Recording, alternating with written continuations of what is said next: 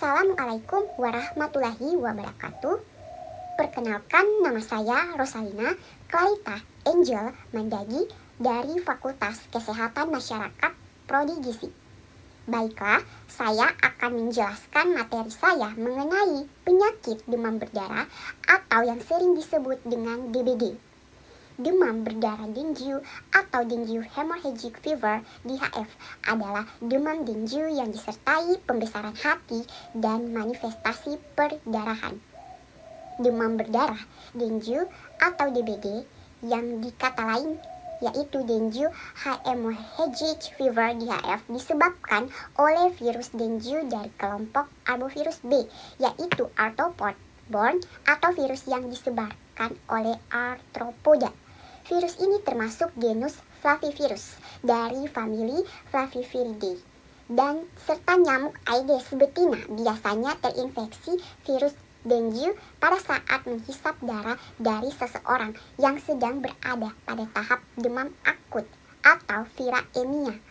Setelah melalui periode inkubasi ekstrinsik selama 8-10 hari, kelenjar ludah Aedes akan menjadi terinfeksi dan virus akan ditularkan ketika nyamuk menggigit dan mengeluarkan cairan ludahnya ke dalam luka gigitan ke tubuh orang lain. Selanjutnya yakni gejala DBD dalam masa tunas atau inkubasi selama 3-15 hari sejak seseorang terserang virus dengue. Selanjutnya penderita akan menampakkan berbagai tanda dan gejala demam, yakni seperti demam tinggi yang mendadak 2-7 hari atau 38-40 hari derajat Celcius. Berikutnya, pada pemeriksaan uji tourniquet tampak adanya jentik atau puspura. Berikut terjadi pembesaran hati, hepatomegal, dan ada juga tekanan darah menurun, sehingga menyebabkan syok dan juga timbulnya beberapa gejala klinik yang menyertai seperti mual, muntah, penurunan nafsu makan, sakit perut, diare, menggigil, serta kejang-kejang dan sakit kepala, dan mengalami perdarahan pada hidung atau mimisan dan gusi, serta munculnya bintik-bintik merah pada kulit akibat pecahnya pembuluh darah. Selanjutnya, media atau cara mekanisme penularan. Penyebaran penyakit DBD ditularkan melalui gigitan nyamuk Aedes aegypti dan Aedes albopictus, sehingga pada wilayah yang sudah diketahui adanya serangan penyakit DBD akan mungkin ada penderita lainnya, bahkan akan dapat menyebabkan wabah yang luar biasa bagi penduduk di sekitarnya. Dengue virus ditularkan atau disebarkan sebagian besar oleh nyamuk Aedes, khususnya tipe nyamuk Aedes aegypti. Nyamuk ini biasanya hidup di antara garis lintang 35 derajat utara dan 35 derajat selatan di bawah ketinggian 1000 meter. Nyamuk-nyamuk tersebut lebih sering menggigit pada siang hari. Satu gigitan dapat menginfeksi manusia. Terkadang nyamuk juga tertular dengue dari manusia.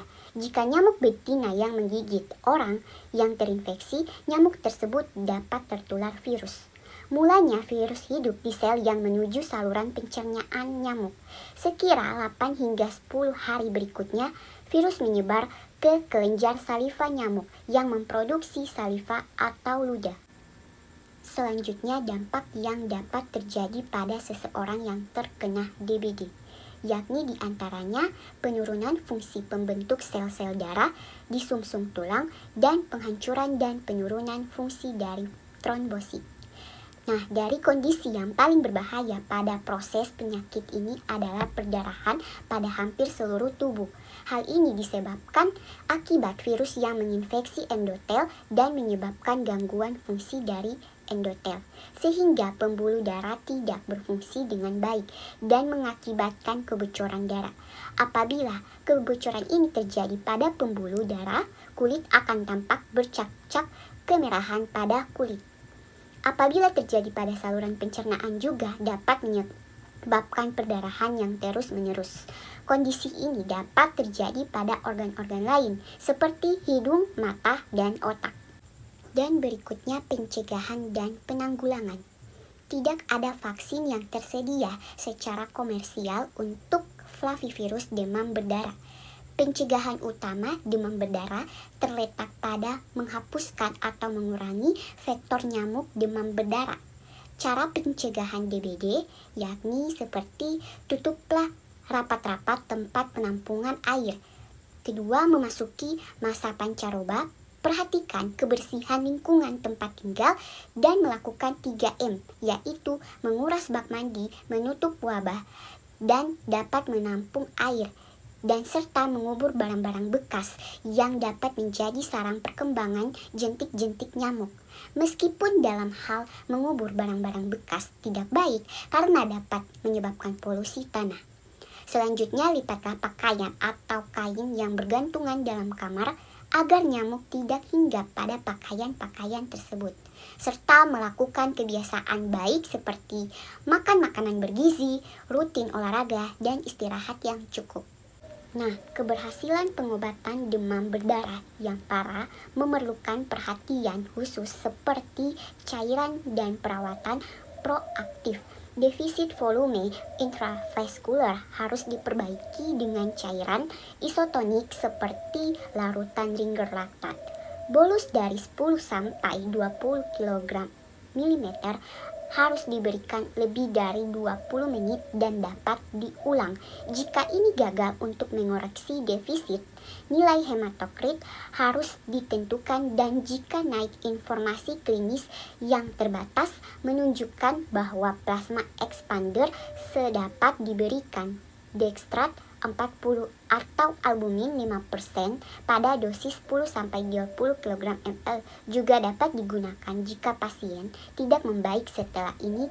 Kehilangan darah harus dipertimbangkan pasien dengan perdarahan internal atau pencernaan mungkin dapat memerlukan transfusi. Pasien dengan koagulopati mungkin memerlukan plasma beku segar. Sekian penjelasan yang dapat saya sampaikan, lebih dan kurangnya saya mohon maaf. Wassalamualaikum warahmatullahi wabarakatuh.